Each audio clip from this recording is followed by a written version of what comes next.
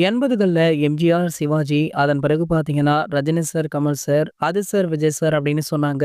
அதையுமே தாண்டி தற்போது ரஜினி சார், விஜய் சார் அப்படின்னு நடை வந்து நிக்குது. தற்போது இவங்க 2 பேருக்கும் தான் கோலிவுட்ல ஒரு மிகப்பெரிய போட்டி நிலவிட்டுருக்கு. ஸோ 2 பேருமே கிட்டத்தட்ட ஒண்ணுக்கொண்ணு சலிச்சதில்ல அப்படின்னு தான் சொல்லணும். அந்த வகையில தற்போது 2 பேருமே பட்டை கிளப்பிட்டுருக்காங்க. 2 பேருடைய படங்களுமே ஒரு மிகப்பெரிய அளவுல வசூல் சாதனையுமே படைச்சிருக்கு. அண்மையில வெளியான கோட் திரைப்படம் பார்த்தீங்கன்னா, 500 கோடிகளுக்கு மேல வசூல் சாதனை படைச்சது. அதேபோல வேட்டையின் திரைப்படமுமே 500 கோடிகளுக்கு மேல வசூல் சாதனை படைச்சது. இப்படி இருக்கையில ரஜினிகாந்த் அவர்களுடைய 50 வருட சினிமா சாதனைய தளபதி விஜய் அவர்கள் தளபதி 69வது படத்தின் மூலம் முறியடிச்சிருக்காராம். அதாவது தற்போது தளபதி 69வது படத்துடைய உரிமைய பிரபல நிறுவனம் ஒன்று வாங்கியிருக்காங்களாம். இந்த நிறுவனம் இந்த படத்தை பல கோடி கொடுத்து வாங்கி உள்ளதாக பேசப்படுது. சோ இதுவரைக்குமே தமிழ் சினிமாவுல எந்த படமுமே அந்த அளவிற்கு விலை போகவில்லையாம். சோ அவ்வளவு கோடி கொடுத்து இந்த படத்தை வாங்க முழு காரணம் தளபதி விஜய் அவர்கள் அப்படின்ற ஒரு பெயருக்காக தான். அது மட்டும் இல்லாம அவருடைய கடைசி படம் அப்படின்றதுனால கண்டிப்பாக இந்த படத்திற்கு ஒரு மிகப்பெரிய மார்க்கெட் இருக்கும் அப்படின்றது